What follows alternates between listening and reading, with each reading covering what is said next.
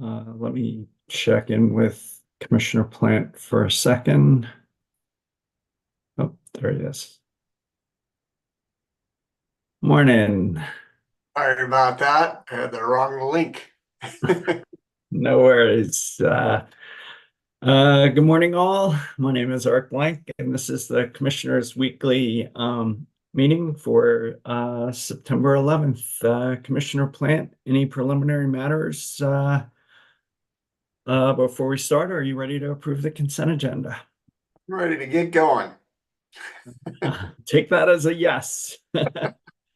Commissioner Gilman.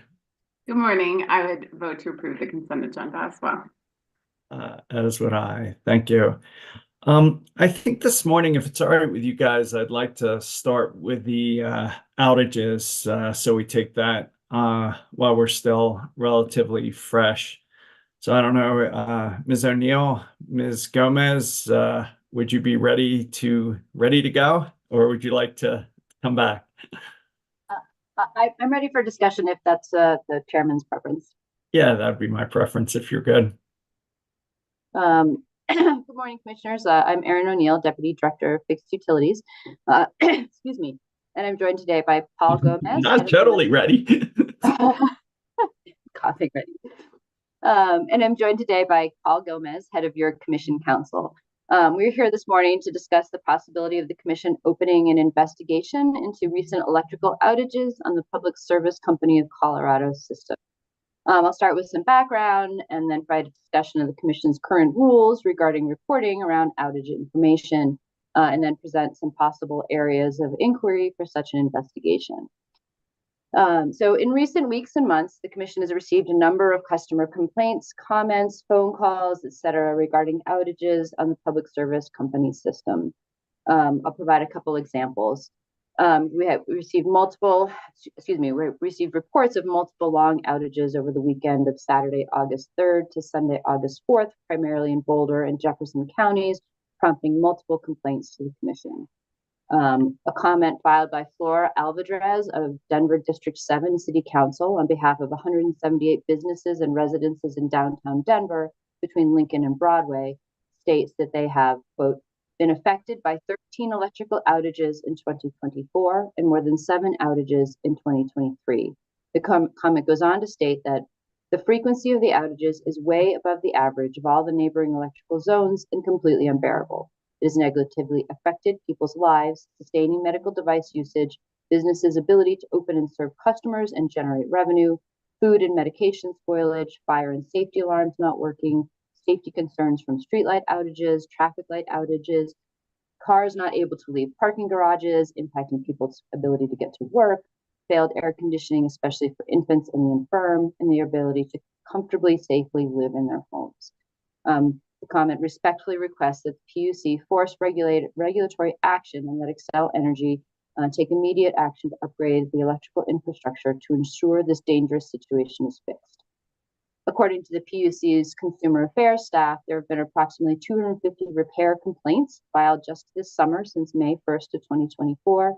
Consumer Affairs analysis indicates that there have been pockets of complaints and outages across the state. Some examples of these extend from the Sterling Ranch area in Littleton to Grand Junction and Palisade, from Boulder down to central Denver along the Broadway and out into Plattsville. In addition to these customer complaints, there have been numerous news outlets that have reported on these various outages that are a concern across the entire state. Turning now to the Commission's rules governing outage reporting, there are several Commission rules that require outage information. For instance, Commission Rule 3001Z defines a major event, which is consistent with the IEEE standard Guide for Electric Power Distribution Reliability Indices. For public service, the standard is equivalent to approximately 4.5 million customer minutes, which would be the definition of a major event on the public service system.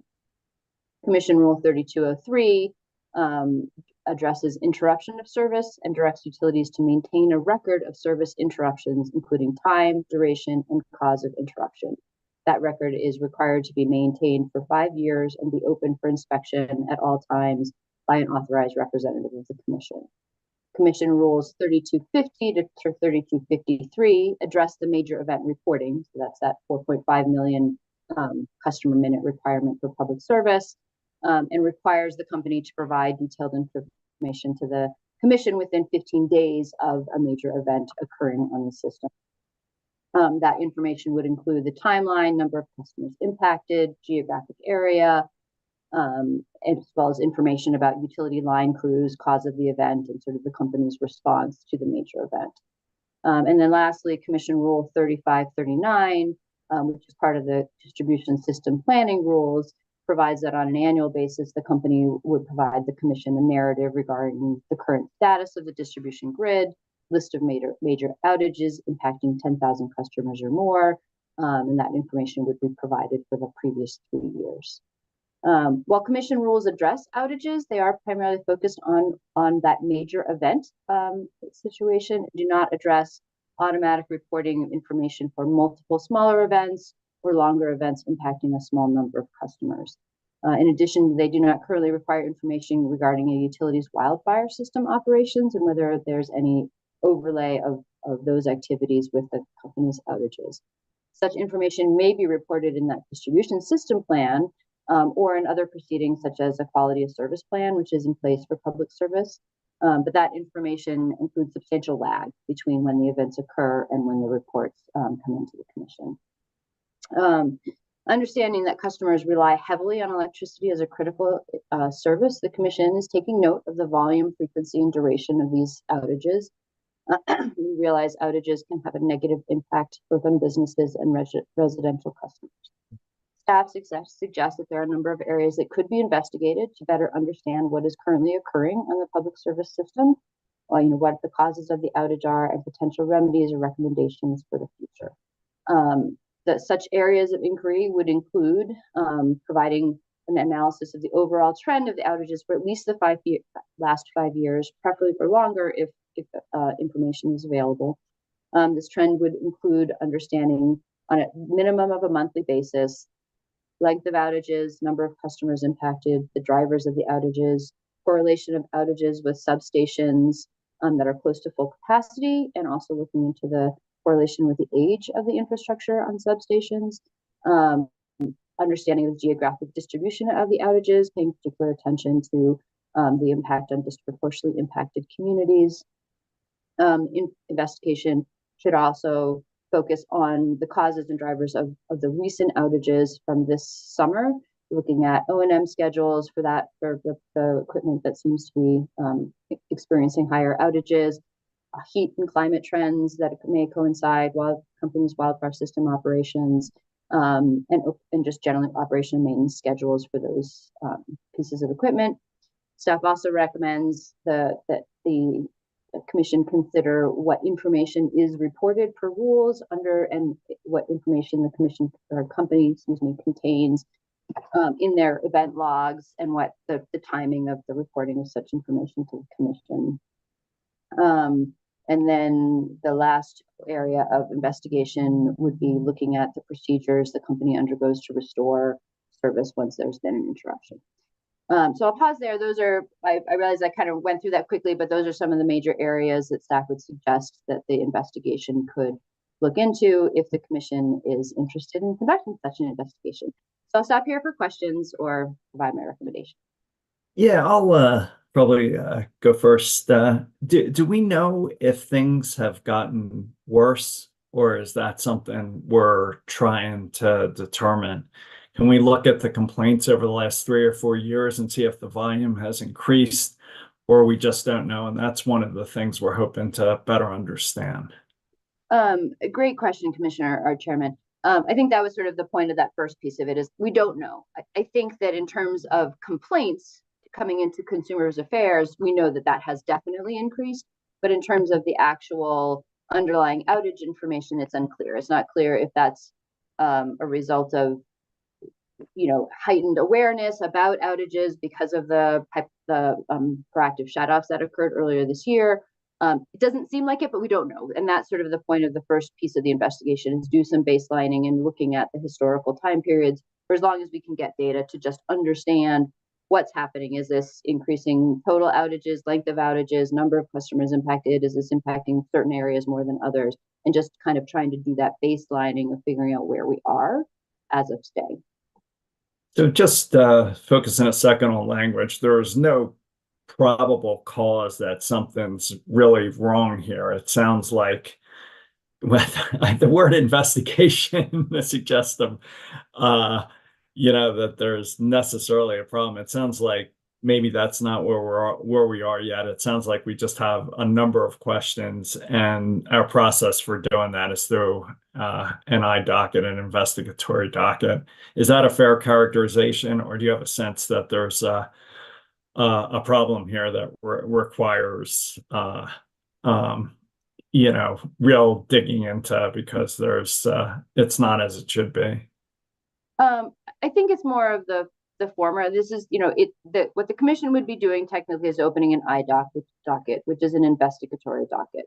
And that's why we use the term investigation. And we're really trying to understand what's happening. So that's the first step, is just understanding the lay of the land, and what's happening. And the drivers of that, is this wildfire system operations? Is this aging infrastructure? And it's not, at this point in time, there's no indication that the company has done anything wrong. We're really just trying to understand what the drivers are and what the company is doing to try to help mitigate the situation where customers are experiencing outages, because that's clearly the case, that customers are trying to understand what's causing that, what the company is already doing to try to address those, and come up with some recommendations for both the commission's understanding and sort of in real time on what's happening on the system, and recommendations for how the commission and the company may address the outages going forward, depending on what that sort of baselining exercise uncovers. And I guess there's also a fairly strong sense that our rules maybe could be improved because they're not granular enough, they're not timely enough, and we're increasingly reactive. So it sounds like that probably is something that could be addressed too. Is that fair? I think that's right. I mean, my sense of it, and again, we don't know this, but that the definition of major outage may not properly address impacts in rural communities where it's a small number of customers that may be experiencing an outage for a long time, but the way that definition is constructed isn't going to capture that. Or if there's multiple shorter outages, just wondering that, that's one of the things we wanted to look into is are there other ways to construct, in addition to the current major event definition, but how is it that the commission makes sure we stay informed about what's happening across the system? Commissioner Plant? Thanks. And thank you, Ms. O'Neill. I think this is a great thing to do, primarily because a lot of times what happens is there's a crisis and something happens, like it happened with the power system shut off. By the time it gets to us, it's already done, and we're trying to figure out, what happened and what we can do in order to try and avoid those things happening again. So we're kind of, usually backward looking in response to a crisis event. And what it seems like to me this has been is, I don't know if we have more outages than normal, if they're of longer or shorter duration. But I think that, my sense is one of the things that happened was the power system shut off. Sort of surprise to people was really disrupting to a number of people's lives. It had, serious economic impacts. And I think that there's almost a real wariness as soon as the power goes out again, that maybe we're going into another one of these situations, or maybe there's a real sensitivity to what the impacts of power going out could be. And so there's a heightened awareness of these sorts of outages. And what I like about this approach is that we're not clearly right now at a crisis situation with this, but this enables us to take a look historically at what's been going on, try and gather information, understand what's causing the outages, understand if there are rule changes, if there are things that need to be addressed. In an investigatory docket that's led by staff, so that when it does come to us, we're looking forward with some real data and some real evaluation and analysis for actionable items that we can actually do something about. which I think is, ultimately where we want to be. So, yeah, I support the creating the iDocket and looking into this. Commissioner Goman, thanks. Thanks, Ms. O'Neill. Yeah, I too support moving forward with this and appreciate your approach in terms of trying to understand the data, what is really going on, how different is it than in the past, and what do the root causes look like. And also appreciated you rattled them off pretty fast, but I think you had discussed trying to understand any correlation to location of disproportionately impacted communities, which I think is a very helpful addition there. I wasn't sure if I heard, but another thing I would mention is looking for any correlation in overlap of the geographic areas in which public service has communicated that its feeders and substations are at or near capacity. This came up in some of our identification of their inability to serve new load in certain areas, especially in the metro area. And they identified that they had a number of substations and feeders. I'm not sure they ever identified which ones. So that might be helpful to understand, especially in terms of distribution system needs and investments. Are these things occurring in an overlapping area? Might provide us with a lot of clarity as to priorities for those investments coming up. And the only other thing I'd recognize sort of just as an acknowledged complication of this, I think, is how we interpret data when we have been in the midst of an advanced metering infrastructure rollout for the last number of years. Certainly, I don't think there's any evidence to indicate advanced meters cause outages or anything like that, but they do immediately report them, and make the data much more granular, much more understandable in terms of exactly how many customers are out, exactly how long. The meters tend to track all that, to my understanding. So there's a few fallouts of that. One, it could be a bit difficult to interpret the data kind of before and after, and as we're in the midst of this. So I think just acknowledging that straight off. In some cases, outage numbers do look higher after AMI rollout because the exact number that we're out and the exact time frame. When prior, we generally relied on people calling in to tell that information, which is not exactly timely in every circumstance. And so just to acknowledge that, I think I trust you all will do the best you can to understand the nuances and the differences there.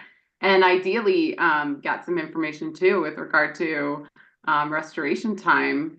Ideally, one of the main benefits of that also is we get improved restoration time as we get that information much more quickly to the operating team. So anyway, just to bring up that the timing is a bit difficult in terms of data because you'll have a mix of probably times in your study period where AMI was or wasn't rolled out in certain areas. But I'm sure you'll all be able to interpret that and appreciate you leading this investigation. Thank you, Commissioner Goman. Ms. O'Neill, you want to make a recommendation in light of what you've heard from the commissioners? Yeah, yes, and I just also like to add one comment in sort of reference to pretty much everything that you all have been talking about. Is one of the advantages of doing it this way of doing an iDocket is, unlike other proceedings, it kind of kicks it to trial staff to do that investigation and work with the company to get information. And if it overlaps, which I think it will, with litigated proceedings, because it's already sort of this investigation is living within the trial staff function, that's okay. We can poke at and pull apart things that might overlap with the wildfire mitigation plan or the incoming distribution system plan, and that isn't going to create any create any concerns because this sort of all these activities have been done within trial staff, and then we can come back with a report which the company could or could not respond to. So I think the due process pieces of this are laid out well within the context of an iDocket, because I do think that some of this information will be relevant for some of those other proceedings. Anyway, with that said, the recommendation is that the commission open a non-adjudicatory proceeding directing commission staff to investigate the recent outages in the Public Service Company of Colorado electric system, that the commission should direct staff to use the authority vested in the commission pursuant to Title 40, Articles 1 through 7 of the Colorado Revised Statutes to perform its investigation. That's the statute that gives us audit authority over the companies we regulate. The commission should direct public service to cooperate with staff in that investigation and direct staff to submit its findings and recommendations to the commission for consideration within that non-adjudicatory proceeding. And I listed all 4 recommendations. Maybe I should have stopped after each one, but that's the ecosystem. You're good. Commissioner Plant, are you all right with that? And are you okay with an ABC order, or would you like to see the order before it goes out? I'm okay with ABC, and I support the series of recommendations. Commissioner Gilman. I agree. I support your recommendations. I'm fine with ABC. As do I. So thanks so much for pulling this all together on relatively short notice, Ms. O'Neill. I also vote to approve an ABC order, and keep us posted. Thank you, commissioners. Thank you. Let's bounce back to the top of the agenda. Mr. Gomez, executive session for September 16th on an Atmos Energy security briefing. Yes, good morning, commissioners. My recommendation is for the commission to convene an executive session from 10 a.m. to 12 p.m. on September 16th to discuss security arrangements from Atmos Energy Corporation, and to do this pursuant to Section 24-6-402, subsection 3A, Roman 4. Sounds like you're fighting a cold, Mr. Gomez. Hope you're feeling better as your voice gets worse. Yeah, it's been going on for about a week now, but I think it's waning, so good news. Glad to hear it. Summer colds are the worst. Commissioner Plant.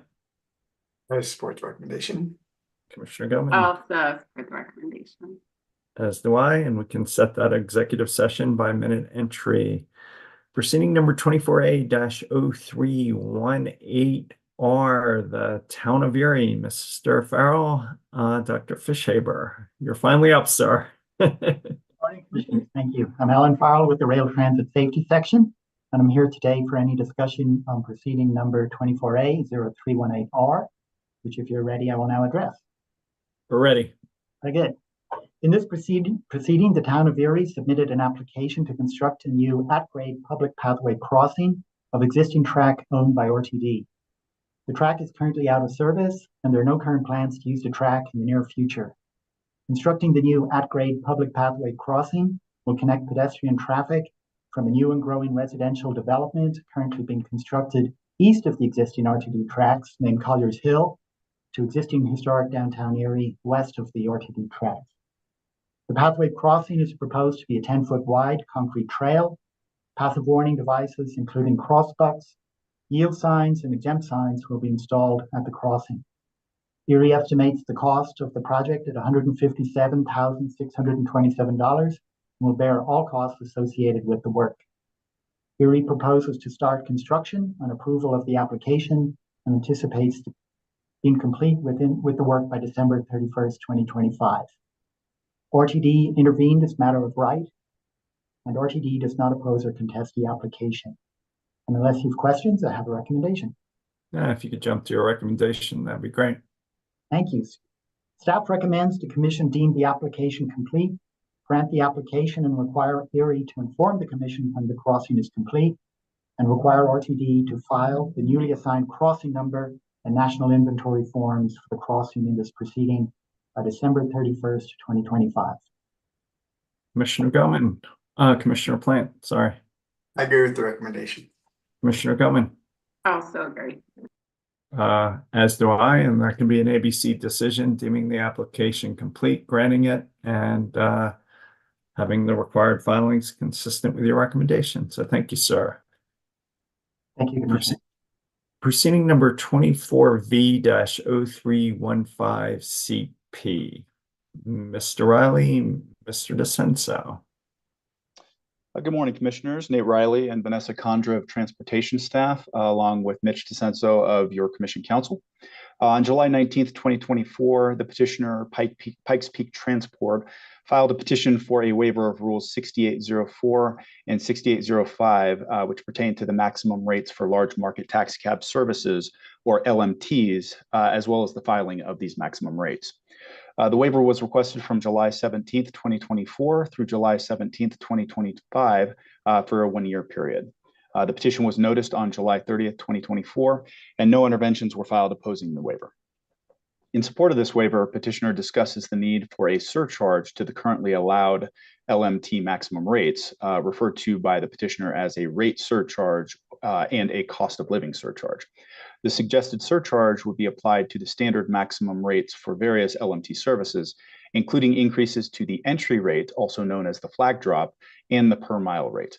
The proposed rates would increase the entry rate from $3.50 to $11.50, and the per mile rate from $2.80 to $4. Petitioner argues that this additional revenue, the majority of which would go to the drivers, will help to offset inflation, increased cost of living, which has been acute since 2019. Petitioner cites the increases to insurance rates, day-to-day expenses, and gas prices. Petitioner also mentions the general increases to the cost of living in Colorado, such as vehicle maintenance and parts, interest and finance rates, used and new vehicle prices, advertising and marketing, rent and house payments, food, energy, water, etc. Petitioner submitted various exhibits showing graphs and charts to support their arguments related to cost increases, such as gas price indexes from the U.S. Energy Information Administration and the AAA. Petitioner also submitted data on transportation-related taxes and road usage fees, vehicle repair and labor costs, pricing of rent and home purchases, vehicle purchase prices, food costs, and other inflation-related information and cost of living metrics. Aspects of this petition to consider are if the petition for waiver is the best approach to the underlying concerns and issues, and if the percentage of rate increase for the proposed surcharges is appropriate. At this time, we're happy to answer any questions you may have, or we can also provide a recommendation if you wish.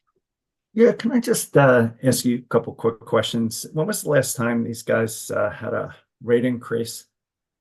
So LMTs is just themselves as an individual category within all the different categories that the PUC regulates in transportation, was put in place back in 2018 per legislative directive.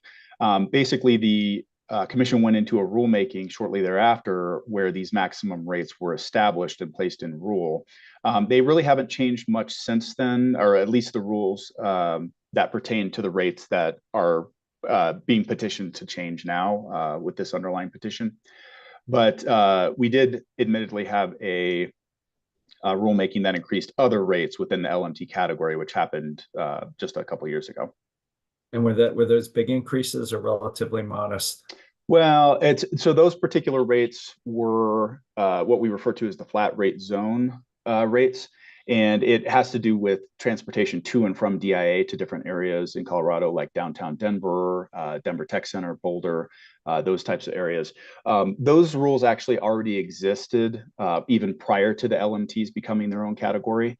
And so those rules actually had been in effect for, I think, many, many years before that. So those particular rates hadn't seen an increase in over 15 years. And so the Commission did grant, I think it was an approximately 30% increase for those rates. I guess, I mean, I don't know if this is the right procedural mechanism to do it for a one-off company, but I'm really sympathetic to the underlying claim that, costs have gone up. Also, it just seems like Uber and Lyft charge whatever they want, whenever they want. And these guys need a rulemaking to charge higher prices. So, I sort of want to ask you, the team to see if there's a broader problem and there's anything we should be doing, or if this is just a one-off company. Let me just see where you guys are coming from. Commissioner Plant, any thoughts on this? Yeah, I mean, I think the level of increase is pretty staggering. I think you said 4 to 11, something like that, more than a doubling of the first Was that what it was? Well, so again, there was essentially two different rates that they were asking to be increased. The first is the entry rate, or what we refer to as the flag drop. It's when somebody initially gets into the vehicle to perform a fare. So that increase, again, going from the current maximum rate in rule is $3.50 for that particular aspect of the fare. They requested that it be increased to $11.50. That is a 328% increase. For the other per mile rate, so what they can charge per mile when the fare is ongoing, they requested that to be increased from the current maximum rate in rule of $2.80 up to $4. That is a 143% increase. Yeah, so I mean, substantial increases. And I mean, on the one hand, you don't want to have these kinds of huge increases happen all at once. If you can avoid it, we want to do it more of a sort of a staggered process. But it sounds like it, I mean, the last time these were adjusted was pre-COVID, by, a few years back when we had, 0% interest rates. And, you know, it's hard to not see the justification for, why they need this increase. It's just, it would be a lot more attractive if we could do it in a sort of a phased in way so that it doesn't hit people all at once. But I mean, I think, with all of the reasons that you laid out, I mean, I think we've all seen all of those costs go up in our own lives, and I can imagine that operating a business within that environment is pretty difficult. And as the chair pointed out, with their competitors don't have these kind of constraints. So that's my thinking on it. I mean, it doesn't seem like the best process, but I can completely understand the need. Commissioner Gutman? Yeah, I'm not far off of that. I think it's reasonable that the costs have gone up and we should be relooking at the pricing. However, it feels inequitable and like a really non-ideal procedural path to do it in this method. But as you point out, Commissioner Plan, if gradualism is the key, having these rates set by rulemaking, which generally takes 6 to 12 months, if you're lucky, to reassess, just leads to kind of a relatively slow process to have any changes made to these, and with no kind of built-in trigger to relook at what's appropriate. So, I think my preferred path would be to deny the current item, because I don't think it's an issue affecting just one company, or that it's necessarily appropriate to proceed in that way. But perhaps ask Mr. Riley and his staff procedurally, how can we look at fixing this problem now and in the future, recognizing that perhaps the rulemaking method leads to, by default, a pretty slow and reactive way to deal with this. Is there another way we can look going forward at assessing what the most reasonable rates are in a more time efficient method? So here's my suggestion. See what you think of this, and I'll let Mr. Riley comment first. Why don't we just push this over for a week or two? It sounds like there's time, and have Mr. Riley and his team come back to us with a suggestion about how we can look at this without, a year or longer rulemaking. And then I think you're right, we probably are on track to deny this, but as part of the denial, let's at least have an alternative path forward, and not just, put it on this one company to sort of initiate a rulemaking. So, Mr. Riley, would that work for you? Yeah, I don't think there's any issue with pushing this back a week. That would give us a little bit of time to perhaps meet individually with the commissioners and have further discussion about potential options and some of the underlying concerns with the way this is presented in this petition. Yeah, I think it would be fine to do that, and perhaps we can come to some alternative solutions, as part of those discussions, which the commission would be receptive to. All right. So I don't think we necessarily need a vote. Mr. Riley, if you could put this back on the agenda in the next week or two and have a further discussion consistent with this conversation, that'd be great. All right. Thank you, commissioners. Thank you. The Ms. Kirkland, the annual state 911 report for submission to the legislature. You guys have been busy. Good morning, Mr. Chairman and Commissioners. Yes, we have. Jennifer Kirkland for Commission staff. The item before you today is the draft of an annual report required by Title 40, Article 2, Section 131 of the Colorado Revised Statutes, which directs the Commission to publish and transmit to the members of the General Assembly a State of 911 report by September 15th of each year. This is the 7th edition of this report. The statute states that in developing this report each year, the Commission shall consult with public safety answering points, 911 governing bodies, and statewide organizations that represent public safety agencies. As in previous years, Commission staff has engaged with interested members of the local 911 stakeholder community via the Commission's 911 Advisory Task Force to help with the updating of the report. Additionally, a draft of the report was provided to several statewide public safety associations for their input, all of which are listed in the appendix of the report. While statute requires that the Commission provide this report to the legislature, and it is therefore the Commission's report to provide, it is also a collaborative document that represents a consensus of all the individuals and organizations which have chosen to participate in the development process. The report is 44 pages long and as such difficult to summarize succinctly, but some of the main themes of the report include a description of the work that has been accomplished in the deployment of next generation 911 technology and systems in the state, as well as a discussion of the work yet to be completed. The fact that the Commission concluded a rulemaking process strengthening the rules regarding 911 PSAP service disruptions, formerly known as basic emergency service outages.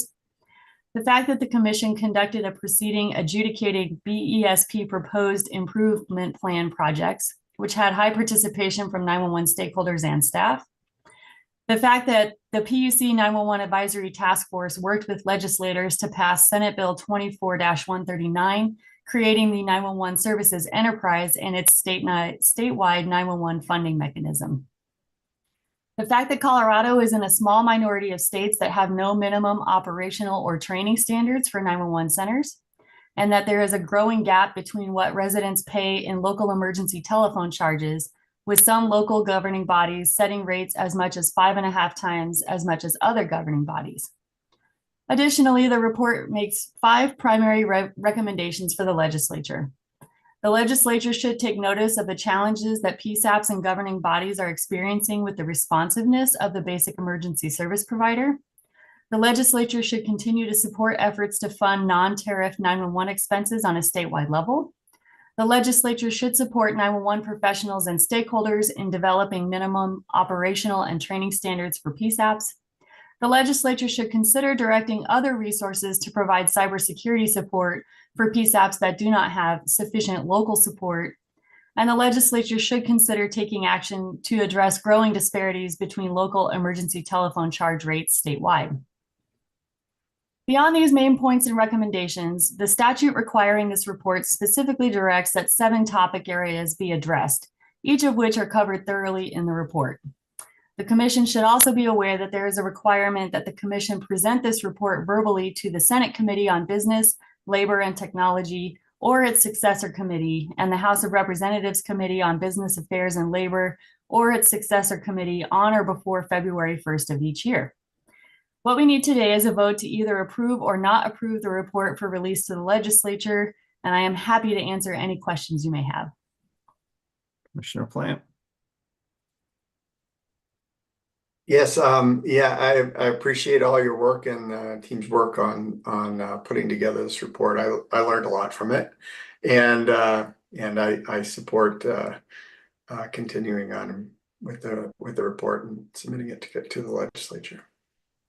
Thank you, sir. Thanks, Ms. Kirkland. Appreciate you and the team's work on this, and I would also support moving the report forward to the legislature. As would I. It's just so much activity and hard work. I thought the report was, as always, thoughtful and well done. So it's with appreciation that I vote to approve the submission of the report by minute entry. So thank you, Ms. Kirkland. Thank you, commissioners. Proceeding number 23A-0589 EG, Mr. Mendelson, Ms. Dundas. Sounds like we're getting this one to move forward. Mr. Mendelson. Yes, good morning, commissioners. I'm Mike Mendelson of your advisory team. I'm joined by Lindsay Dundas of Commission Counsel and Jesse Shula, also of your advisory team. Public Service filed their DSM and BE plan for 2024 to 2026 on December 1, 2023. The application was designed to implement the savings budget and other criteria established in the company's strategic issues docket 22A-0309 EG, which was finalized just months earlier. The commission referred the matter to ALJ Merbaba in January 2024. Given the lateness of the proceeding, the company requested the commission extend the 2023 plan set in proceeding 22A-0315 EG, which ALJ Merbaba granted. In addition to the company, the parties to the proceeding include the commission's trial staff, CEO, UCA, Boulder, WRA, Conservation Coalition, SWEEP, Denver, EOC, EEBC, Clear, Climax, CEC, and Iconergy. Advisors note this was a large and complex DSM plan proceeding with extensive technical testimony. At first, the parties were not able to settle any terms, but after hearing the commission's oral deliberations in the CHP proceeding and further prodding by the ALJ, they were able to settle on all matters. All parties joined the comprehensive settlement except Iconergy, who took no position.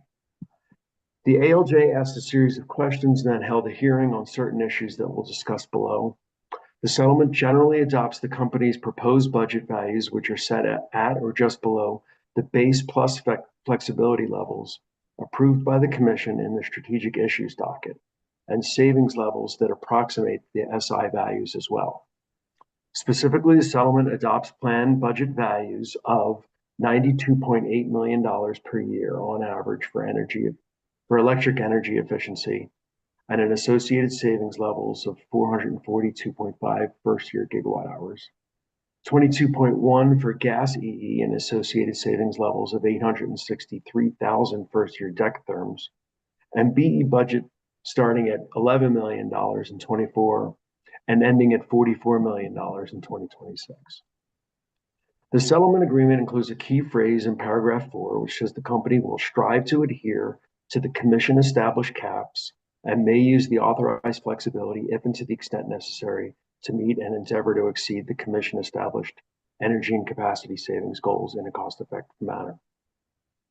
During the hearing, the company explained that it does not believe that it can achieve the commission's energy savings goals set in the SI proceeding without using at least some of the budget flexibility. The company reached this conclusion through use of an internal evaluation tool referred to as the GBGB model, which stands for Great Big, Great Big. Public Service explains it has been building the GBGB model for approximately 15 years, and that it includes a huge swath of data from its historical program efforts and achievements. The settlement also set a PIM and program changes for the demand management program, rebates for a long list of specific measures, a methodology for targeted demand area implementation, and established that the company will submit an application for an on-bill tariff financing product. Also, as discussed in several successive weekly meetings, the company incurred an extensive overage in its business programs in 2024 due to a variety of factors. The company anticipates a $34 million budget overage beyond the flexibility allowance for the current year, and put a pause on further processing of applications, even for work already completed. This information was brought to the commission through a success notice.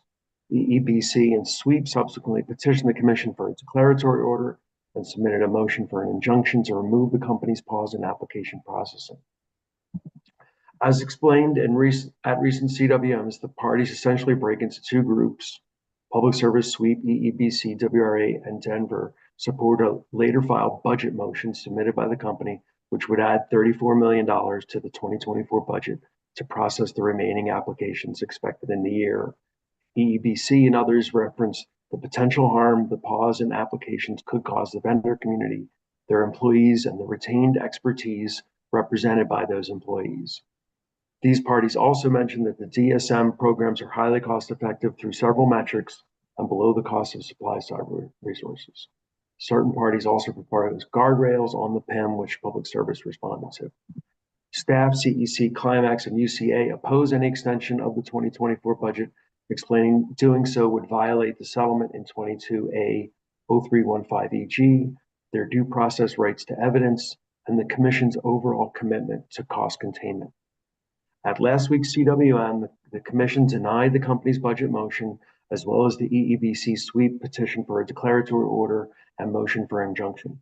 Instead, the Commission ruled that the instant proceeding, 23A 0589EG, was the appropriate proceeding to assess the 2024 overage. The Commission also discussed relevant issues, generally agreeing that a solution should be brought quickly. The vendor community is a valuable cog in the implementation of the company's DSM programs. Plan proceedings should not automatically rely on flexibility budgets approved in SI proceedings, and that procedural modifications need to be made to reduce the chances of a similar overage, as well as reduce delay and complexity in case administration. That brings us to the present. Based on the deliberations last week and ALJ Merbaba's draft recommended decision, advisors developed and distributed a draft order for your consideration. If it's okay with you, I plan to explain the main aspects of the draft order. Yes. I just want to say I appreciate the humor in the naming convention of the model. This as well. In essence, advisors recommend the Commission adopt the proposed settlement agreement in full, but provide thorough guidance to sort through the 2024 overage complexity and establish protocols that reduce the probability of it occurring again. The parties worked hard to find consensus on numerous technical matters, and the Commission is fortunate to have that as a baseline. As the Commission clearly stated in last week's CWM, the DSM business programs should not be paused for months at a time.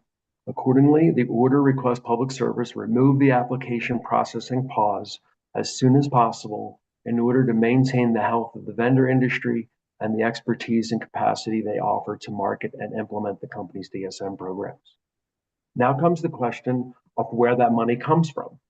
In approving the SI budget, including both base and flexibility levels, the Commission approved roughly $93.6 million per year in electric EE investment over the 3-year period, 2024 to 2026. This equates to a total of $280 million in this one program area. Advisors recommend the Commission find that the company, working closely with the party stakeholders, manage the rebates and other program mechanics so that total or annual average budget cap is adhered to. In effect, the stakeholders should track, evaluate, and manage rebates and other program criteria on an ongoing basis so the twin objectives of meeting or exceeding the savings targets and staying within the cost caps are continually balanced and fulfilled. Through the draft order, the Commission recommends the stakeholders consider improvements to the company's customer relationship management tool, potential pre-approval for projects that exceed a certain budget, or other mechanisms to meet the broad objective of savings maximization within the prescribed budget limitations. However, the draft order suggests that ultimately it is the company's responsibility to maintain the spending caps, and if it cannot, it should file a formal non-emergency motion so the Commission may have the appropriate time and record to make an informed decision.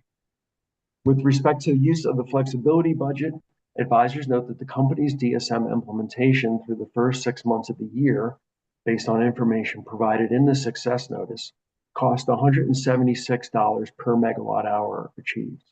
Said another way, the company was able to achieve 5.6 gigawatt hours of first-year savings for every $1 million of DSM investment. This value is nearly identical to what was approved in the company's SI proceeding. The company predicts the full year dollar per megawatt hour value will not be quite so low, but the data indicates the company may be able to achieve the savings within the base budget alone and should be able to meet the cost cap. We also note that, to the best of our recollection, the GBGB model was not submitted in the SI proceeding, and that such info could have been quite useful to that adjudication.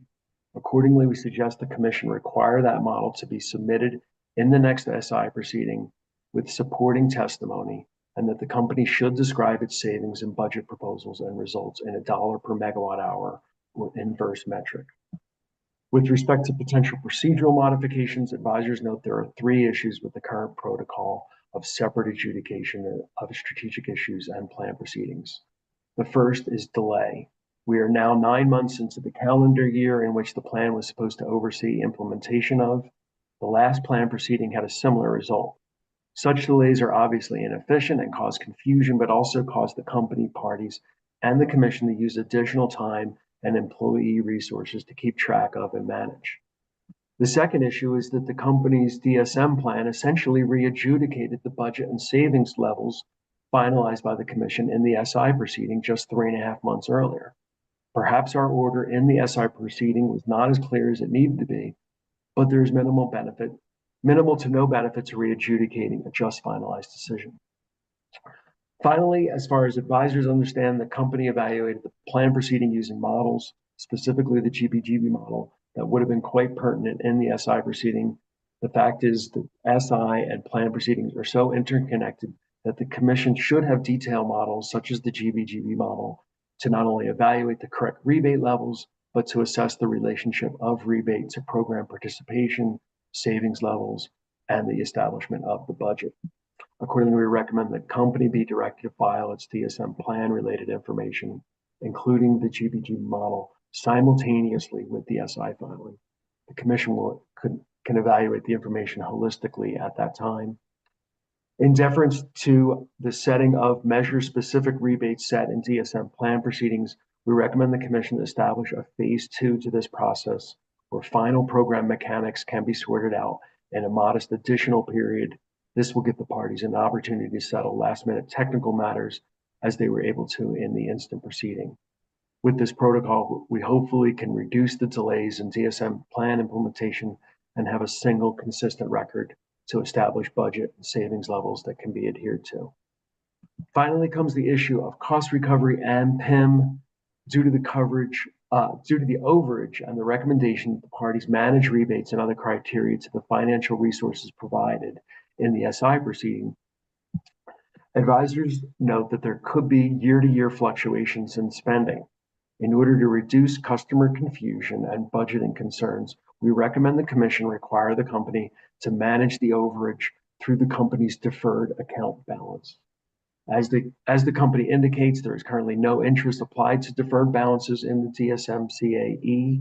We believe that is appropriate and a reasonable inducement for the company to manage its programs carefully and consistently with as minimal year-to-year variance as possible. With respect to the company's PIM, advisors note the Commission's order in the company strategic issues proceeding set the PIM for the electric EE program at 8% of the net benefit, excluding the social cost of emissions, starting at 80% of the annual savings target. Public services share escalates at 1.5% for each 5% improvement in achievement, terminating at 125%.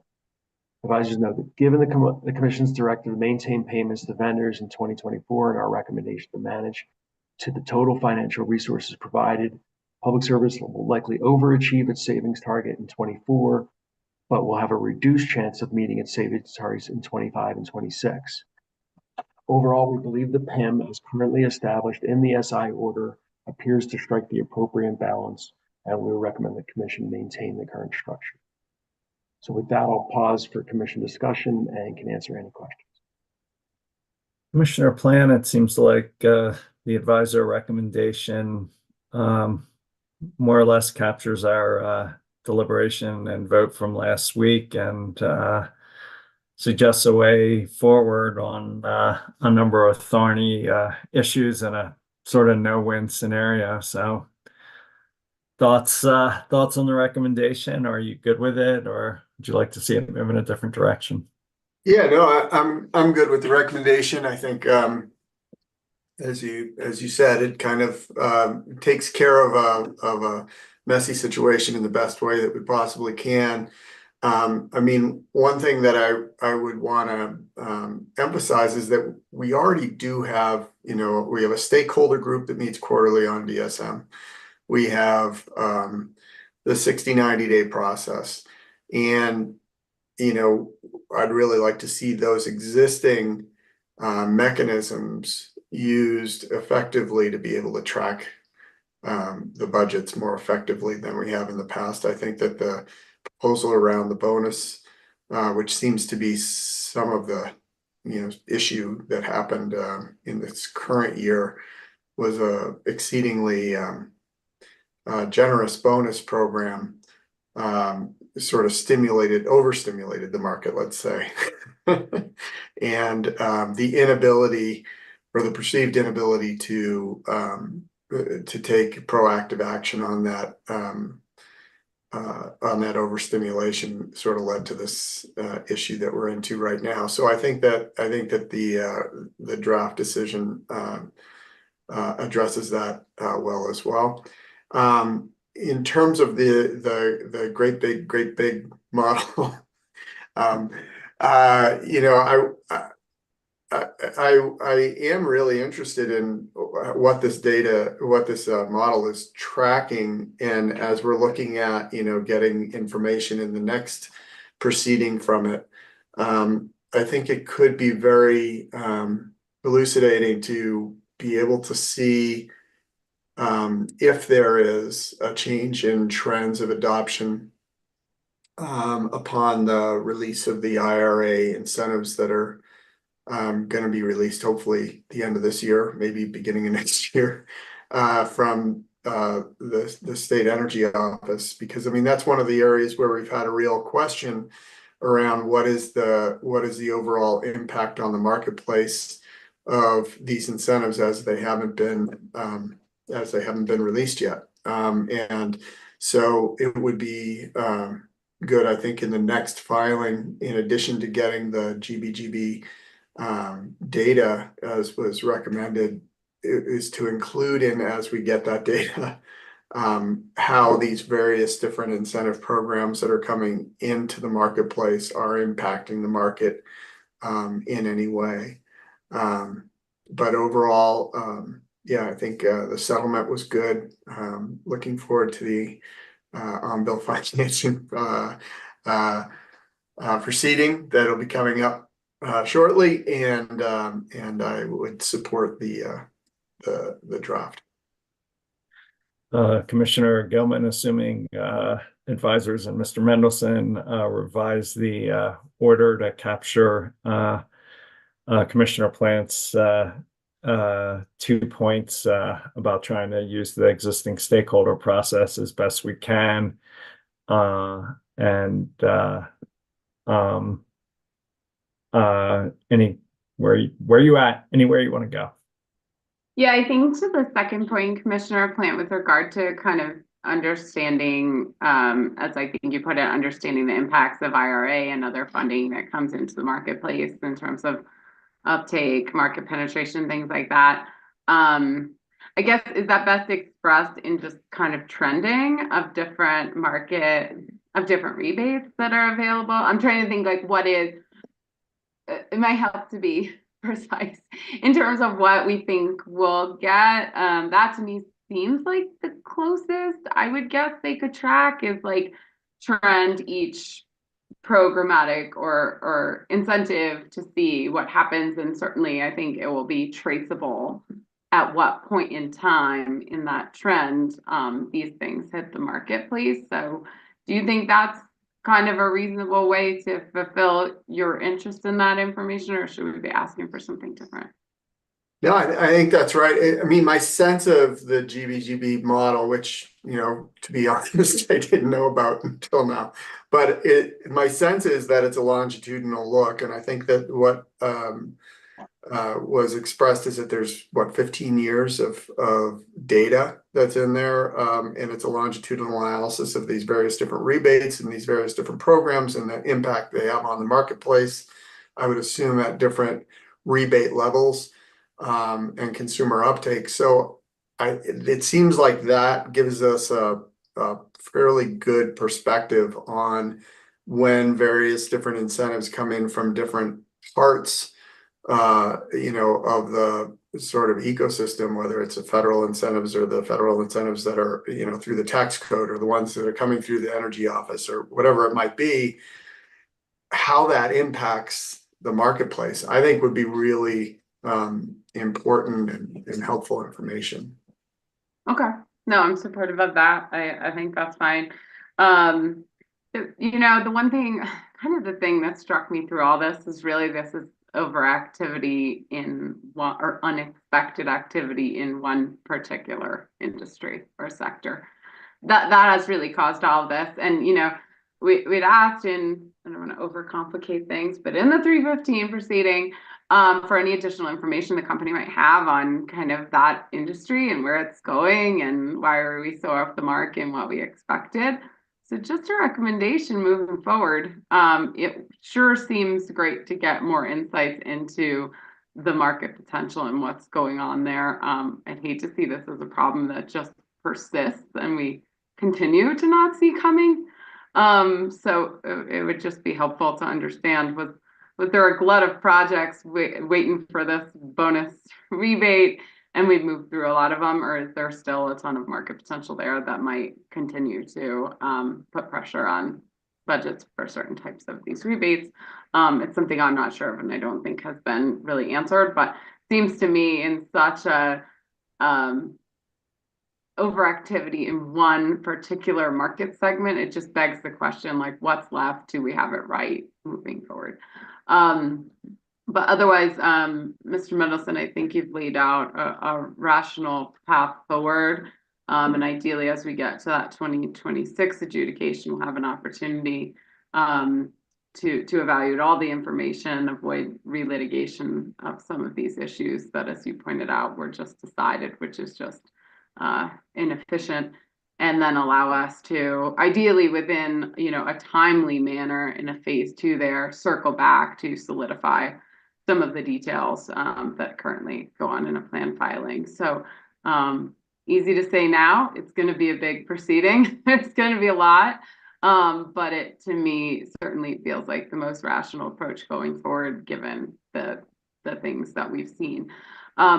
One other thing you mentioned, Mr. Mendelson, was I'm not sure, encouraging or ordering the development of kind of more pre-approval for very large or longer time duration kind of projects that impact the budget. And I would say it's quite possible this is something that interests the vendor community at this point as well, just given such a disruption to their expectations for payment and proceeding with projects. And so just I would say as that's considered moving forward, it could be not only helpful in budgeting, but also potentially necessary to help support and give that vendor community the sort of confidence that I think probably has been significantly dented through this experience with the pause here. So it might be helpful for the company to understand their perspective through some of that stakeholder working to see how we can ensure that the stakeholders and the vendor industry remain committed to the programs and feels that they're reliable and responsive to their needs as well. So, but other than that, I do agree with your recommendations, Mr. Mendelson. Would you like us to draft, would you like us to draft something to that effect, that we see pre-approval as potentially benefits? Yes. I mean, I think it's fine, and wherever you discuss that, to just mention this could be something that is worthwhile to understand the vendor's interest in as well, just to provide them with some added assurance, as a lot of what we were seeing out of EEBC was essentially assumption these things would be covered as they were moving forward. And so there may be more demand for the sort of assurance that pre-approval can provide. So, Mr. Mendelson, I likewise support the recommendation, and I guess my suggestion would be to quickly adapt the order to what I heard were 4 points. One, use the existing stakeholder process as much as possible, harmonize, a little more information about the incentives, a little more information about the grow industry, and then maybe some suggestions about the pre-approval process. And you don't have to get it right, and I don't want to try and get it right here now. Let's do this through the TBC process. So, as it was, I had some edits I'd like to make to the draft order. So let's do this one TBC. Get it out to us as quick as you reasonably can, and we'll get the changes addressed in the TBC process. And if we have problems, we'll bring it back next week. Does that work for you, Mr. Mendelson? It does. Yeah. Commissioner Plant, does that work for you? Yep. Commissioner Gellman? Yes, that works. Thank you, Mr. Mendelson. Thank you, Ms. Dundas. Proceeding number 24AL-0345E. Mr. Duncan, advanced meter opt-out. Oh, you're muted. There you go. Does this work this time? Yeah, you're good. All righty, thank you. On April 12th, August 12th, 2024, Public Service Company of Colorado, doing business as Xcel Energy, filed this advice letter to amend their tariff. This does not change any actual rates. The purpose of this amendment is to adjust the circumstances in which a company may deny a customer's request to opt out of an advanced meter. It's an optional service to customers who want to receive residential and small commercial service via an interval data meter and opt out of receiving an advanced metering. There's additional charges for the interval data meter option. They actually have to send someone out to read the meter. However, Xcel wants to lay out a few circumstances under which they can deny the customer's ability to do that. As an additional note, staff would like to make it very clear that opting out of a meter is not the same as opting out of time of use rates. Both interval meters and advanced meters are capable of recording the time of which the customer consumes energy and support billing based on time of use rates. Customers do have the option to opt out of time of use rates, but that is a separate request from what is being discussed here.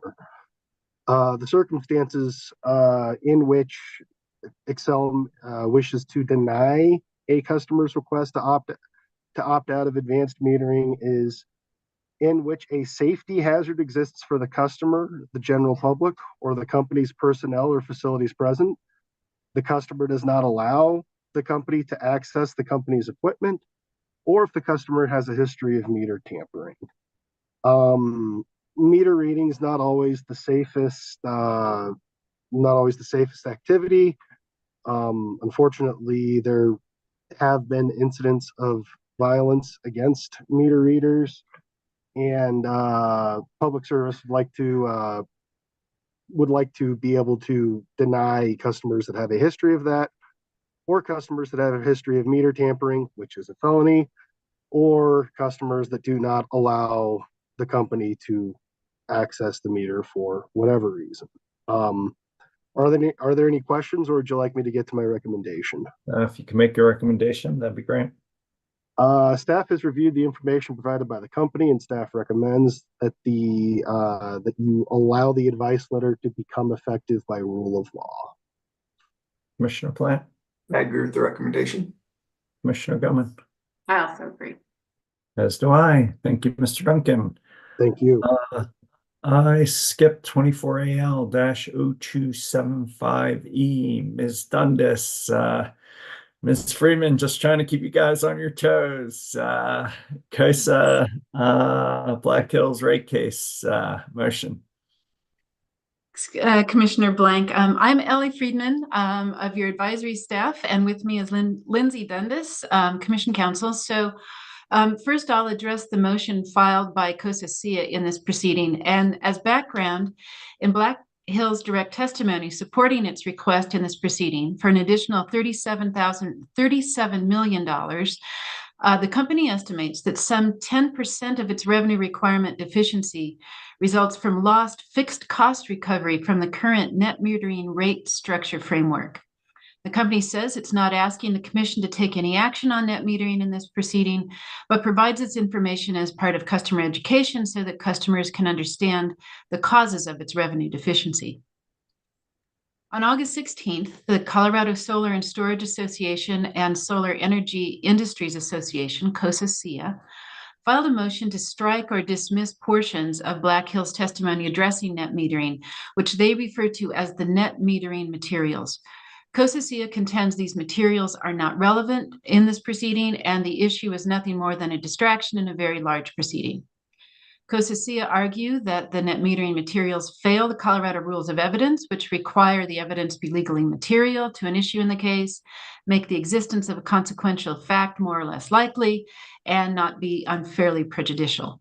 Also, although Commission Rule 1501A allows the Commission to consider evidence that is not strictly admissible under Colorado rules of evidence, if that evidence possesses reliable probative value, COSA-SIA further argue that this rule is not applicable because Black Hill states in testimony that the net metering materials will not have an effect on the company's requested relief in this proceeding. COSA-SIA reject Black Hill's statement that the net metering discussion is informational for customers as to why the company's current rates are insufficient to recover its revenue requirement because neither statute nor commission rule requires such an explanation. Additionally, COSA-SIA argue that the net metering discussion will needlessly expand this proceeding, which currently has 11 interveners, even though any changes to the net metering policy are prohibitive by current statute. COSA-SIA also note that the Colorado Energy Office is leading a working group to consider modification to net metering statutes and contend that the working group is the appropriate venue for any net metering discussions. Finally, COSA-SIA argue that if the company raises a claim related to net metering, that claim should be dismissed because it is foreclosed by law.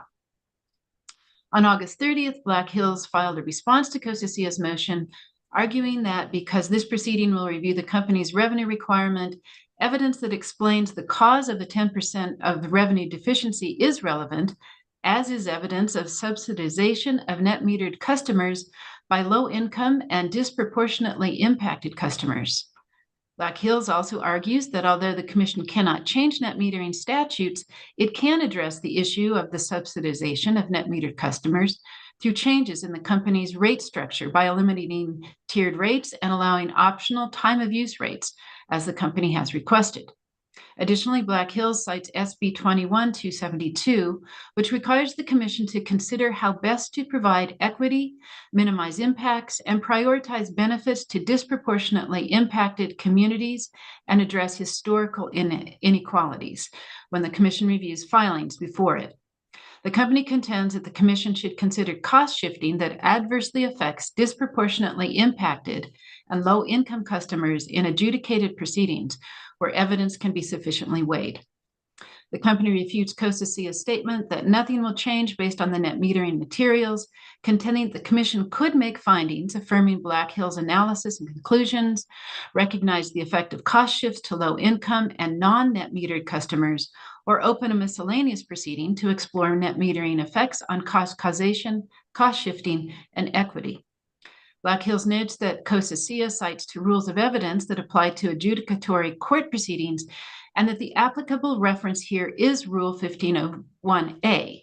Additionally, the company disputes COSA-SIA's argument that Black Hills failed to state a claim upon which relief is sought, stating that there are no claims in a rate case. A claim is more properly used in a complaint case. Finally, Black Hills provides an email sent from the Colorado Energy Office on August 29th, 2024 to participants in the net metering working group, indicating that because of disagreements amongst the working group members, there will not be legislative action on net metering in 2025. Therefore, Black Hills asserts that commission findings in this proceeding as to whether net metering results in cost shifting will be useful in the stakeholder discussions in the future.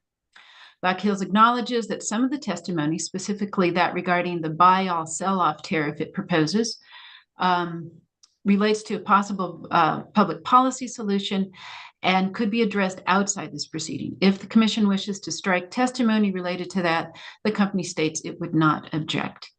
With that, I have a recommendation unless you have questions or would like to discuss the issue.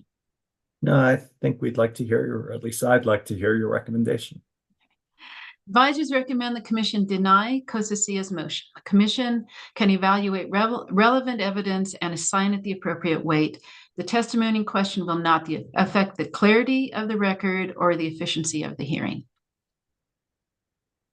Commissioner Plant, I think given how high rates are, given where income is in this community and the economic struggles, and given the size of this rate increase, I think we better look at everything in front of us and understand what's going on, but curious to hear your view. Yeah, I think, looking at everything in front of us is a good idea. I agree with the recommendation. We have a fairly clear law on this right now, and just ensuring that the practices are complying with the law till that law changes in some way, I think is an important role for us to do. Commissioner Gellman? I agree with your recommendation. As do I, and that can be an ABC decision denying the COSACIA motion to strike. And I guess you also have a pro hoc vice motion. Maybe we can do that one quick. Has that Ms. Dundas? Yeah, thanks, Chair. Good morning, Commissioners. Lindsay Dundas of your Commission Council. As you stated, Sierra Club seeks admission for Niehaus or Nithas, who's an attorney in good standing in California, who has not previously participated in a Colorado PUC proceeding, but designates Mr. Jim Dennison as an in-state attorney in good standing as a sponsoring attorney. On August 22nd, the Commission received proof of payment of the associated fee for pro hoc vice admission with the Office of Attorney Registration. And I have a recommendation if you'd like it. Yep. An attorney who is not licensed to practice law in Colorado must be granted permission to appear pro hoc vice in commission proceedings. Under Commission Rule 1201A and Rules 205.4 and 205.3 of the Colorado Rules of Civil Procedure, in order to appear pro hoc vice, an out-of-state attorney must file a motion, pay the fee, and designate an attorney, and obtain permission from the agency. The first three have been done here, so we recommend granting the motion for pro hoc vice admission for Sierra Club. Commissioner Plant? Agree with the recommendation. Commissioner Gellman? I also agree. As do I, and that can be part of the ABC order. Thank you, Ms. Dundas. Mr. Davis, Mr. Foreman, Public Service Company of Colorado, time of use rate filing 24AL-0377E. Good morning, Commissioners. I'm Ron Davis of the Commission's advisory staff. I'm joined, as you say, by Commission Counsel Wyatt Foreman. Together, we're going to present a few items in this brand new case. Last Tuesday, Public Service Company of Colorado submitted a rate case filing to modify its time of use or TOU rate schedules. The Commission ordered Public Service to make this filing to allow new TOU rates for residential and small commercial customers to be in effect by May 1st of next year, the start of the next summer cooling season. The order came in the company's last electric rate case, where the Commission also signaled that it would adopt a procedural schedule in this proceeding to be able to render a final decision within approximately 210 days of the filing date of the new time of use tariffs.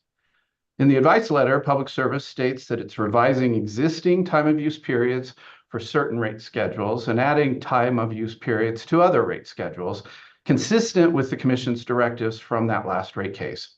Public Service explains that the Commission found that the current TOU rates are not matched with evolving cost drivers, such as the company's new generation and transmission needs addressed in the company's electric resource plan.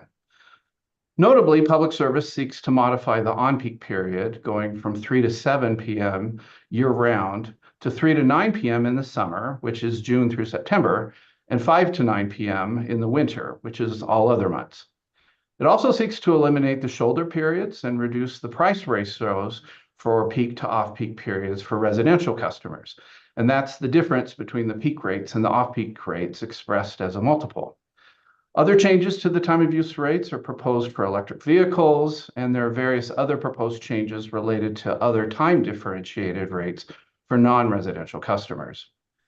Public Service states that this rate filing is not expected to have any effect on the company's annual collections because the proposed rates are designed to be what's called revenue neutral, or in other words, generate the same annual revenues as approved in the company's last base rate proceeding.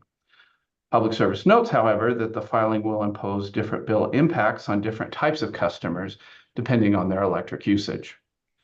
In addition to the rate case filing, the company filed with it a motion for alternative form of notice and a motion for extraordinary protection of highly confidential information. Mr. Foreman will present those pleadings for you for your consideration later. Also, I'd like to note that the Commission has already received more than 100 public comments in opposition to the proposed change in the time of use rates. These comments were likely prompted by press reports on the pending time of use rate filing before the rate case was actually filed. Last Friday, September 6th, the Colorado Office of the Utility Consumer Advocate also filed a protest. UCA asks generally whether a slower transition to new time of use rates would allow customers to better accommodate to the changes in the time of use periods and the rate levels, while still tracking the projected changes over time in renewable generation and load, as discussed by the Commission in its decision requiring the filing.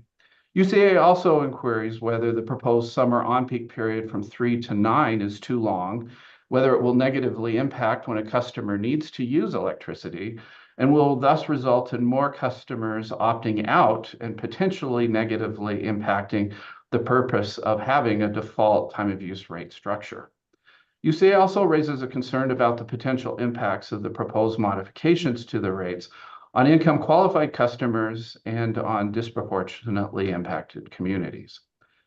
Because the Commission seeks to have new time of use rates in effect before next summer, I'm presenting this matter to you today so that if you elect to do so, you can take early action by setting the matter for hearing and suspending the effective date of the proposed tariff sheets. You might also want to discuss today who hears the case, either you altogether as a matter en banc or by a hearing commissioner. I have recommendations if you'd like, or I can simply turn it over to you for your discussion. I think recommendations would be helpful. Mr. Davis? Sure. I recommend that the Commission set the matter for hearing and initially suspend the effective date of the filed tariff sheets for 120 days pursuant to Colorado statute. The order setting the matter for hearing should also establish a notice and intervention period. I suggest a deadline for intervention pleadings of October 9th. Then that's consistent with the 30-day convention for controversial rate cases.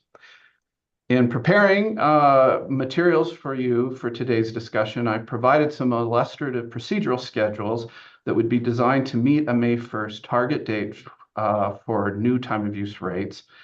I think if the Commission hears the matter en banc and renders a decision in April, just prior to the May 1st target, hearings would need to take place the first week in March. If that same general target is used to set a schedule for a hearing commissioner's recommended decision, the hearing would need to take place roughly 2 months earlier, or in January of 2025. And if the Commission intends to issue a decision by what I would think is the earliest feasible date, those same hearing dates in early January could be used for an en banc hearing with a decision rendered in early March instead of mid-April. So the first decision points for you this morning, again, are whether to set the matter for hearing and set a notice and intervention period. And you can decide whether to hear the matter en banc or defer that decision until after the intervention period concludes. And then after that, again, Mr. Foreman will present 2 additional matters. Well, it seems like suspending it and setting it for hearing is the thing to do. But Commissioner Plant, what do you think? And are you interested in hearing this one or not? Yeah, I agree. I think, to give a little perspective, and I know that I think this wasn't included in some of the discussion that happened in the public, we recognized that the times of the time of use rates when they were evaluated, I don't know what it was, a couple of years ago, it just didn't line up with the targets of reduced consumption as it relates to our peak times. And so what we had discussed was we wanted to initiate this proceeding, giving us enough time to be able to impact the rates as we go into next summer, which is when, obviously the peak time becomes such a critical issue. And that's why we're doing it at this time. And I think that maybe got lost in some of the public discussion around this. And so I do support the proposal as put forward by Mr. Davis, and moving forward with that plan. I don't know what you guys think about doing it en banc or waiting until we get the interventions to make a decision on that. But yeah. Are you personally interested in hearing this, or would you prefer not to? I think it would be good to hear. I don't know if we want to wait until after the intervention, as Mr. Davis was suggesting, is another option to determine, where the hearing takes place. Commissioner Gilman? Yeah, I agree with you on the obvious steps moving forward out of today. With regard to en banc or hearing commissioner, I think I can probably go either way. I'm okay with waiting for the interventions to come in. Clearly there's a time advantage. Well, sort of. It's subjective what time advantage means. It all goes quicker if we hear it en banc, because we'll, get rid of the exceptions phase essentially. But then, obviously it's time for the entire commission.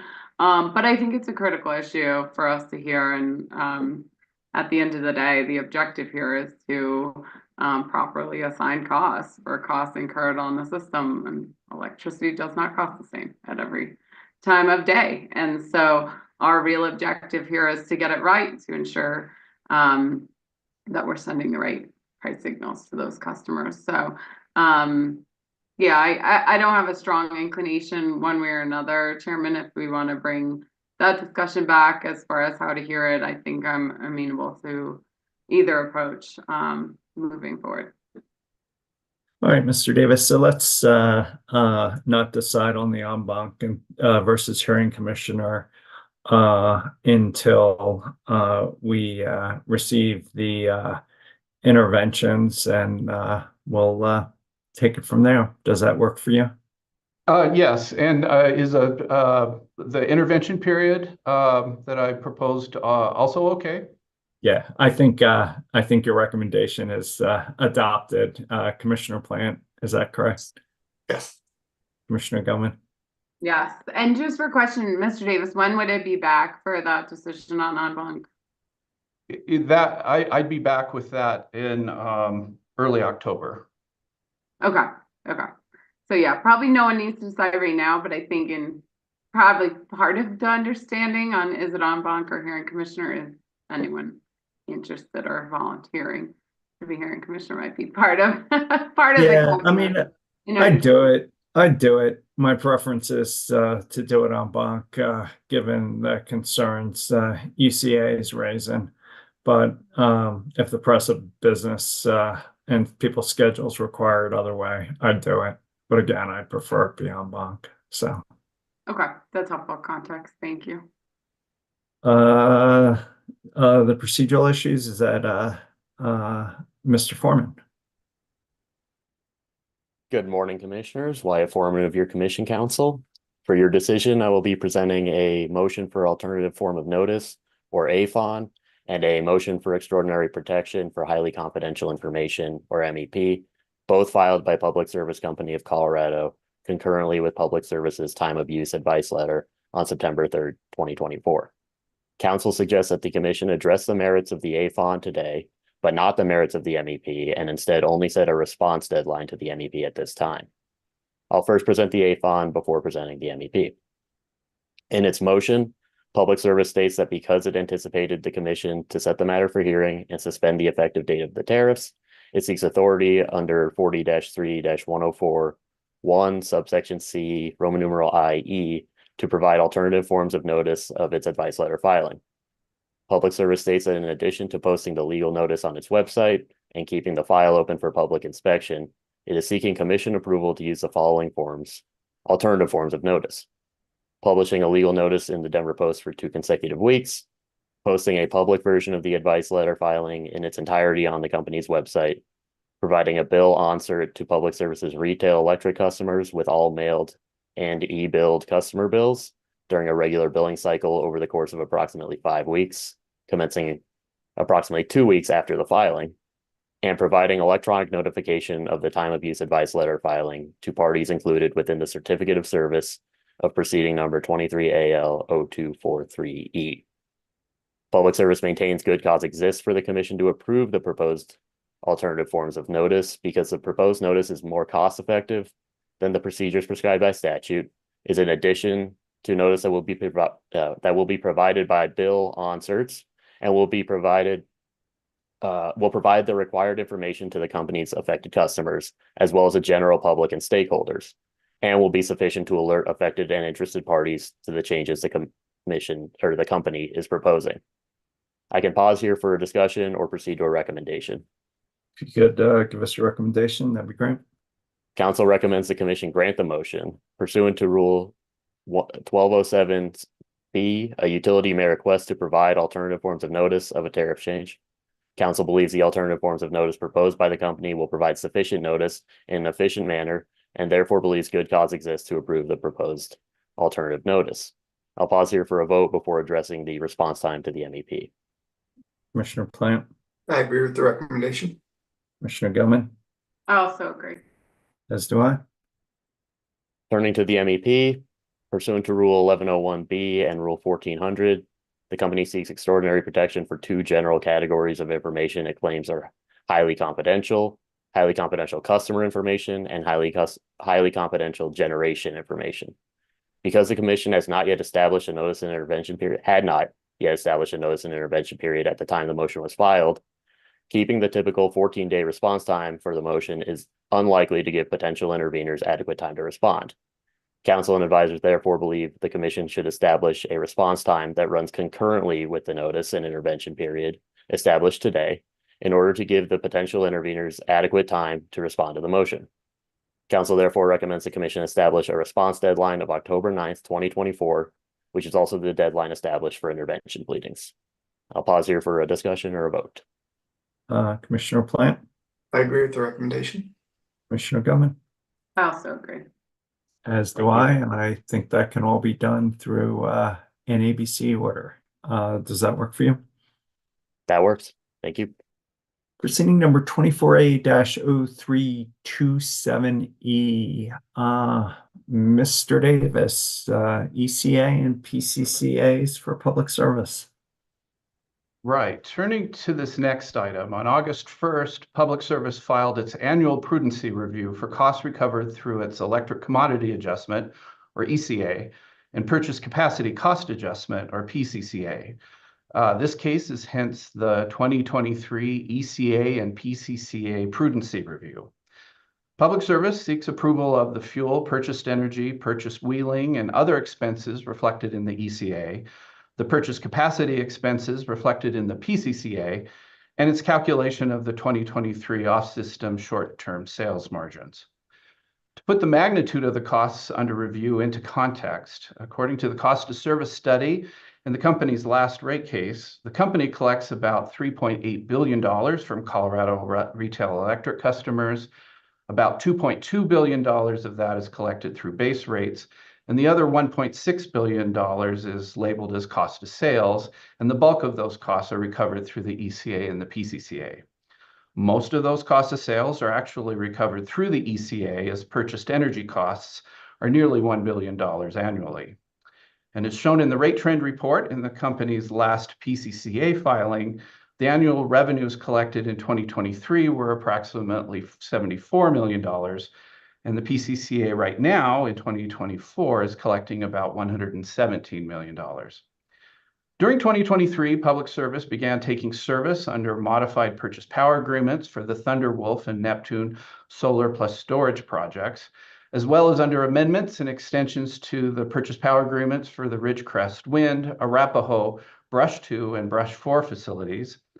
The 2023 Prudency Review also includes a review of the performance of the company's two owned wind projects, namely the Rush Creek Wind Project and the Cheyenne Ridge Wind Project, and also a review of the company's three company-owned community solar gardens.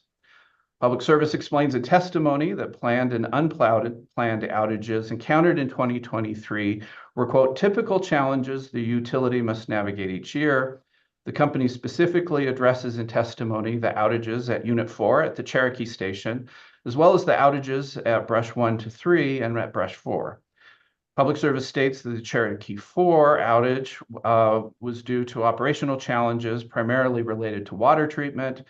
In July 2023, Brush 4 experienced a fire that caused an extended outage.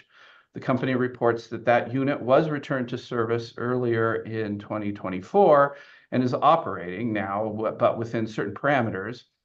However, in September of 2023, Brush 1 to 3 experienced a similar fire that caused extensive damage, and those facilities remain offline today.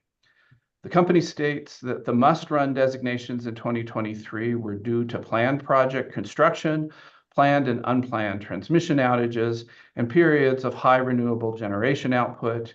In addition, the company began participation in the SPP Western Energy Imbalance Services market in 2023. The company states that it and its customers experienced positive economic benefits from being able to purchase power in the WES market, as well as being able to sell power in that market. The company further claims that participation in that market reduced curtailments on the company's system and lowered the carbon emissions for the region. Staff of the Commission and the Colorado Office of the Utility Consumer Advocate have both filed interventions of right and request a hearing in this case. Staff seeks to address the performance of the company's own fossil and renewable generation fleet, including those operational issues at Cherokee 4. They want to examine the impact to ratepayers from the outages caused by the fires at the Brush units. They want to explore the performance of the company's own CSGs. It's interested in the curtailments and the impact of those curtailments on the ECA costs incurred and the impacts of the 2023 must-run unit designations. Staff is interested in looking at the prudency of the costs associated with the participation in the SPP WES market, and among other areas of potential concern, whether the company has adequately addressed all provisions of previous prudency review settlement agreements and other relevant settlement agreement terms. UCA highlights similar areas of inquiry, but also is interested in whether the operation and capacity factors of the company's generating units were reasonable and prudent, specifically citing the reduction in the capacity factor at Cherokee 4 from almost 50% in 2022 to 20% in 2023, the capacity factors of the Blue Spruce and Manchief combustion turbines in 2023 that were 18.2% and 16% respectively, and the capacity factor for its newest combustion turbines at Fort St. Vrain, units 5 and 6, which are just under 4%. UCA further seeks to examine whether any shortage of capacity has been adequately addressed, whether the company correctly committed and decommitted its generating units over the year, and whether the benefits of participation in the SPP market were sufficient to justify costs. So the decision before you this morning is whether to set this matter for hearing as requested by staff in UCA, and I can provide a recommendation if you like. Yeah, that'd be great. I think the commission should set this application for hearing and do that before an administrative law judge. The magnitude of the costs under review is very large, and UCA and staff has shown good cause for further consideration of this prudency review application filing. No order would be necessary. The referral can be accomplished by minute entry. There was a motion for extraordinary protection filed with this application, but it should also be addressed by the ALJ assigned to the case by a separate decision. Commissioner Plant. I support the recommendation. Commissioner Gilman. I also support the recommendation. As do I. It seems like those are valid questions by staff in UCA that I'd like to see the answers to. So appreciate it, Mr. Davis, and we'll do that by minute entry. Proceeding number 24A-0380EG. Mr. Davis. Right. So this will be my third item this morning, and this is a request for expedited initial procedures for another filing for public service. Recall that at last week's business meeting, the Commission did not accept Public Service's petition for a declaratory order addressing its request for deferred accounting treatment for costs associated with large changes in the premiums for excess liability. On September 5th, Public Service filed an application seeking essentially the same relief, but is also requesting an expedited review of the matter. In brief, Public Service wants to create a regulatory asset to track and defer above or below what is included in base rates for excess liability insurance premiums. The company wants this general accounting order to become effective on October 18th. That's the day when the company's renewed insurance policy takes effect. Public Service asked the Commission to approve the establishment of this regulatory asset before the end of this year. Public Service states that due to increasing wildfire risk, the company anticipates the premiums to increase dramatically. The company emphasizes that despite these increased premiums, it's still prudent for the company to maintain excess liability insurance. Public Service also asserts that this deferral will provide needed support to facilitate the company's obtaining of excess liability insurance and to support the company as it faces evolving wildfire risks. As I hinted at earlier, Public Service filed the application with a motion for expedited treatment, and that includes a request for a shortened notice and intervention period of 20 days. And that's the items that I'd like to specifically set up for a vote this morning.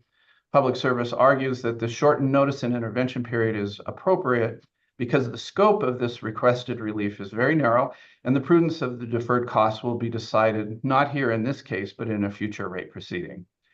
In addition to a final decision by the end of the year, Public asks the Commission to consider the application en banc, and the company wants the Commission to modify the response time to this procedural motion by waiving response time to the request for shortened notice and intervention and requiring responses to that procedural motion to be included with any interventions filed in this proceeding.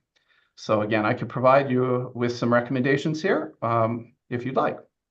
I think we need a Mr. Davis on this one. Okay.